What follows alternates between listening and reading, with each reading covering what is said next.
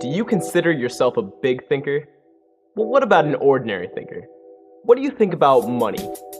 Say 25 bucks. That's enough money to pay for that fancy mocha, latte, frappe, whatever you love so much for a few times. It could even take you and that special someone out to a night at the movies. In 3D. but minus popcorn, of course. But you're a big thinker, right? So you know that $25 can be used for a lot more things. Important things. Things like a phone card for a brave soldier who's disconnected from his loved ones. Hot meals or blankets for an entire family after a devastating disaster, such as a hurricane, a tornado, or a house fire.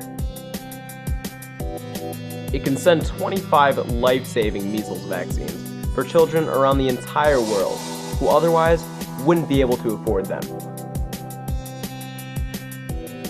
With your help, the American Red Cross can do all of these things for only $25. So why not use that money for something that counts? Why not help someone out who really needs it?